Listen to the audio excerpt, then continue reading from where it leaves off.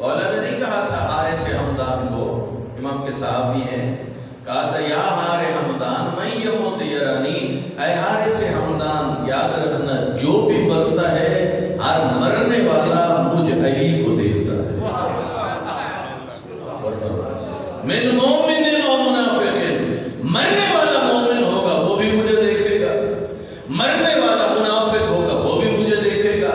فرق اتنا ہوگا مومن جب دیکھے گا تو اس کے اطمینان میں اضافہ ہوگا، اس کی خوشی میں اضافہ ہوگا، زندگی میں جو فیصلہ کیا تھا وہ درست فیصلہ کیا۔ لیکن مرنے والا جو منافق ہو اس کی گھبراہٹ میں اضافہ ہو جاتا ہے، اوئے ہوئے ہوئے کتنی بڑی غلطی ہو گئی، دنیا پہ کن کو امام مان لیا اور آگے شاہی کس کی ہے۔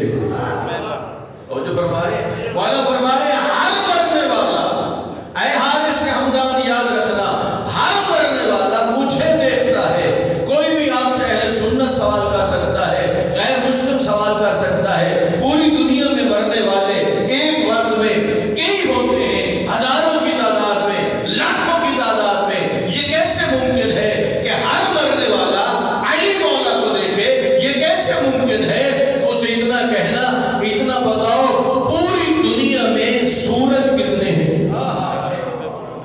نہیں اور کیا سورج کتنے ہیں؟ تو جواب ملے گا ایک، ان سے پوچھو جو پاکستان میں ہیں وہ کس سورج کو دیکھتے ہیں، جو امریکہ میں ہیں وہ کس سورج کو دیکھتے ہیں، جو برطانیہ میں ہیں وہ کس سورج کو دیکھتے ہیں، جو سعودیہ میں ہیں وہ کس سورج کو دیکھتے ہیں؟ تو جواب یہی ملے گا سورج ایک ہے، اللہ کی قدرت سے دنیا کے ہر کونے میں رہنے والا اسی سورج کو دیکھتا ہے۔ وہ اللہ جو پوری کائنات کے لوگوں کو اپنی اپنی جگہ پر رکھتے ہوئے ایک سورج دکھا سکتا ہے، وہی اللہ ہر مرنے والے کو علی بھی دکھا سکتا ہے۔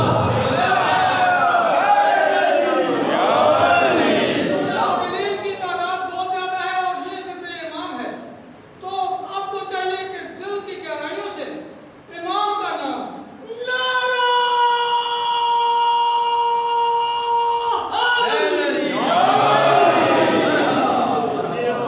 توجہ فرمائے، جی گھبرانا نہیں ہے، کوئی سوال کرے جواب دینا ہے۔ کہا وہ اللہ جو ایک سورج ہر کسی کو دکھا سکتا ہے، وہی خدا ہر مرنے والوں کی آنکھوں سے حجابات ہٹا دیتا ہے۔